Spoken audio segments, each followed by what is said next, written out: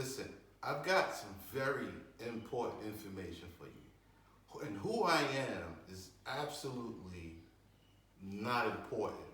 It's not even necessary. But today is now August 2020, and the United Arab Emirates, the Jewish state of Israel, and the U.S. have come to this quote-unquote landmark agreement. So, in order for you to understand the gravity of the situation, I'm going to give you some recent history, some ancient history, and then I'm going to tie everything together. And I'm going to try to do it very fast, okay? So you can pause where you like and go look it up for yourself at your own free time. I'm going to try to keep your attention span and be as brief as possible. So we're going to start. January 2020, Lebanon defaults on the Jewish World Bank loan. This is important because August 2020, Lebanon's main port is destroyed, and 90% of its import was from this one port. Loan default, port destroyed. And 1 week later, out of nowhere, the UAE, the US and Israel have a landmark agreement today. And President Trump said this agreement is on the scale and the magnitude of the Israel-US-Egypt agreement. That's right, Israel-US and Egypt agreement, and the Israel-US-Jordan agreement. These nations and peoples are cited to be of importance to Trump when he's making his speech. Now, Trump may be crazy, but he is not a fool. So let me give you some ancient history on these lands as they were known in antiquity. The UAE, the ancient land, was founded by Bedad bin Saud. Now, bin Saud is Esau, the house of Esau. So Bedad bin Saud, you'll find him listed Genesis chapter 36 and verse 35. He's also listed in Chronicles. Not exactly sure where. You do the search, it'll be there. So King Bedad is listed in Genesis. And you will also find someone else very interesting in today's time from bin Saud's family. That's right, King Salman bin Muhammad bin Saud of Saudi Arabia. So the U.S. and Saudi's relationship is the anchor to all of this. And I just told you who it was, that the house of Saud is the house of Esau. All right? So now you have to know, well, who is the UAE? Well, UAE was founded by bin Saud, and Saudi's founded by bin Saud, so you think they're separate nations. They're not separate nations, they're one house. Just different families who have the right to their land possessions. So Lebanon, ancient Lebanon is the land of Tyre and Sidon. So if you read Isaiah chapter 23, you will see it will talk about the destruction of the port of Lebanon. But who is Lebanon? Who is their father? Lebanon is the land of Gilead or Gilad. And the land of Gilad was Laban's house. You know Laban? He was also known as Balaam, the son of Baal, the great villain in the Exodus, Numbers chapters 22, 23, 24. Micah chapter 6 says for every one of the Israelites to remember this story because it is the key pivotal point in the world history changing. So, why is the U.S. and Israel making these agreements? Where is Jacob, the blood son of Isaac?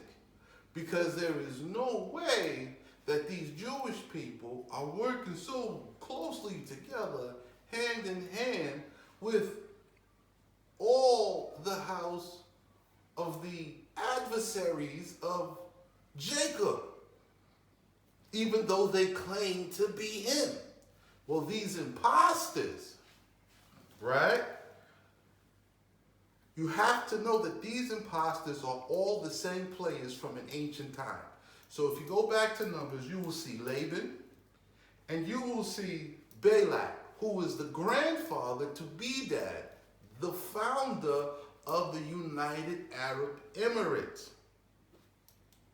And in ancient times, it was Balak and Balaam together, and they summoned Balaam to curse the children of Israel. Because if he cursed them, then Bedad's great-grandfather Balak would have been able to destroy the Israelites where they were. But Laban blessed them, and Balak cursed Balaam, and Balaam was killed.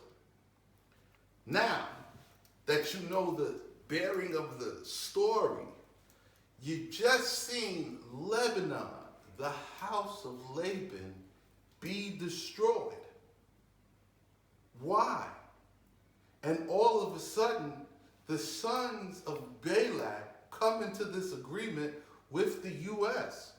and with Israel for this landmark agreement. A week after? So it sounds to me like the United Arab Emirates was working with Israel to sell out Lebanon. Why? Because they want to keep the seed of Jacob, the Israelites, where they are, and either destroy them or kill them there before they have the opportunity to return. So, you have Jacob's seed, the Israelites, they won against Balak and Balaam before. So now they're trying to defeat them at the curve. So you have these 4 pillar agreements, right? And let's see what the result of each of this agreement is. The U.S. Jewish agreement is to keep the real Israelites enslaved and out of the land of Israel and protect the imposters. The U.S. Israel Jewish Egypt agreement does the same thing. It's an agreement to keep the Israelites out of the land and to protect the Israeli imposters. The U.S. Jewish Jordan agreement is to protect and keep the Israelites out of the land and protect the imposters. The U.S. Jewish Saudi agreement does the same thing. Keep the real Israelites out of the land and protect the imposters. And now you have the U.S. Jewish Lebanon agreement, keep the real Israelites out of the land and protect the imposters, and the new UAE agreement keeps also the ancient Israelite people, the seed of Jacob, out of the land and protect the imposters. But when Lebanon defaults on the loan to the Jewish banks, they sell out Lebanon, and now they have a pure agreement with just the house of Saud. That is it. So the same way they sold out Balaam, Laban to be killed in Numbers chapters 23, 24, and 25, they sold out Lebanon. The U.S. today, in talking to Egypt first, this is the first agreement they cite, they are the house of slaves now. They are the house of bondage, which keeps the seed of Jacob from returning.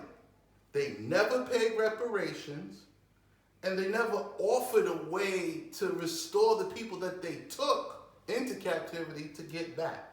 They are modern day Egypt, working with the house of Saul to keep the seed of Jacob in captivity out of the land, to kill them now and prevent them from ever returning. And they are the reason why and the truth behind why black lives don't matter. You can stop it.